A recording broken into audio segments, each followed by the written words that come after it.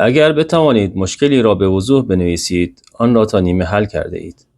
این جمله خلاصه ای از قانون کیدلین است، یک اصل فلسفی که بر اهمیت توانایی شناسایی و تعریف دقیق مشکلات به صورت کتبی تأکید دارد. این قانون نه تنها در زندگی شخصی، بلکه در زندگی حرفه‌ای نیز کاربرد داشته و می‌تواند به عنوان یک ابزار قدرتمند در مدیریت عمل کند.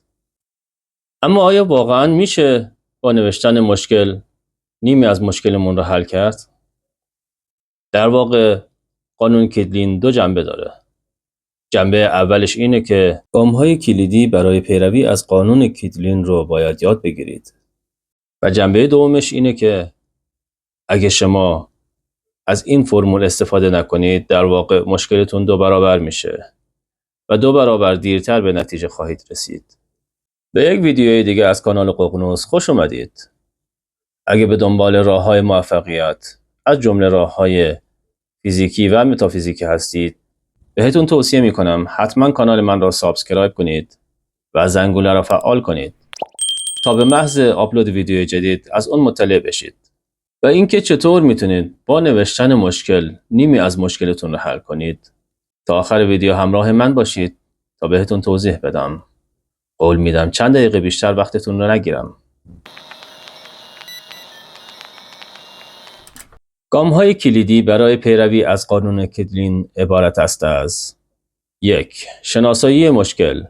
اولین و مهمترین گام تشخیص دقیق مشکل یا مانعی است که مانع دستیابی به هدف مورد نظر می شود.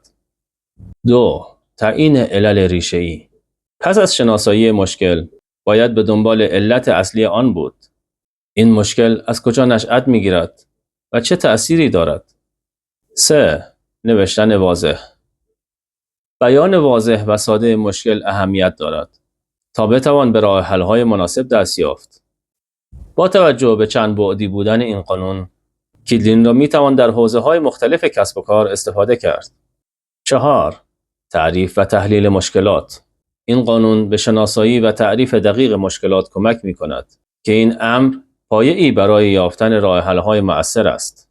5. برنامه‌ریزی استراتژیک. استفاده از قانون کیدلین برای توسعه استراتژی‌های کسب و کار که نیازمند درک عمیق از چالش‌ها و فرصت‌ها هستند.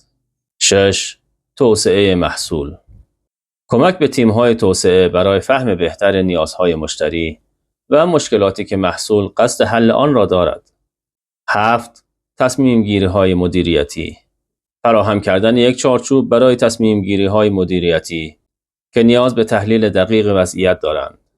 8. آموزش و توسعه. بهبود فرآیندهای آموزشی و توسعه کارکنان با تشویق آنها به نوشتن و تحلیل مسائل و چالش‌ها. 9. بهبود فرآیندها. شناسایی نقاط ضعف و قوت در فرآیندهای کسب و کار و ارائه راه حل‌های بهینه. و در ادامه همخوانی قانون کیدلین با مدیریت پروژه. قانون کیدلین با اصول پروژه و مدیریت پروژه نیز همخوانی دارد، زیرا هر دو بر اهمیت شناسایی و تعریف دقیق مشکلات و نیازمندی‌ها تأکید دارند. این قانون به تیم‌های پروژه کمک می‌کند تا مشکلات و نیازمندی‌های پروژه را به صورت واضح بنویسند و تعریف کنند که این امر به نوبه خود به تعیین محدوده و برنامه‌ریزی پروژه کمک می‌کند. همچنین با تعریف دقیق مشکلات، مدیریت ریسک بهتری انجام می‌شود. زیرا تیم‌ها می‌توانند پیش‌بینی‌های دقیق‌تری از چالش‌های احتمالی داشته باشند و برای آنها برنامه‌ریزی کنند. و اینکه گفتم اگه شما این قانون را بلد نباشید، در واقع مشکلتون 2 برابر میشه. در واقع عدم درک صحیح مشکلات و بحران‌های اصلی در پروژه‌ها میتونه منجر به مشکلات جدی بشه. از جمله تعیین نادرست اهداف، برنامه‌ریزی ناکافی، اختلال در ارتباطات، مدیریت نامناسب منابع، شکست در مدیریت ریسک، تأخیر در پروژه و کیفیت پایین خروجی‌ها.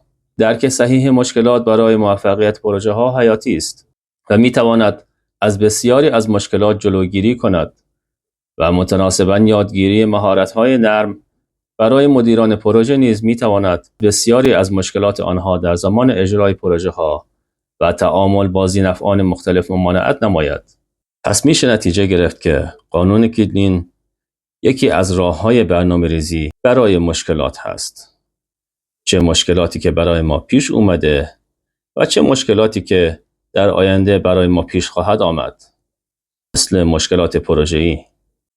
برنامه‌ریزی در هر کاری میتونه برای رشد ما کمک بسیاری باشه و نوشتن مشکل هم در واقع نوعی برنامه‌ریزی برای حل مشکل هست. و شرط اصلی برای موفق شدن داشتن برنامه‌های درسته. ممنونم که تا آخر ویدیو همراه من بودید. کامیاب باشید. بدرود.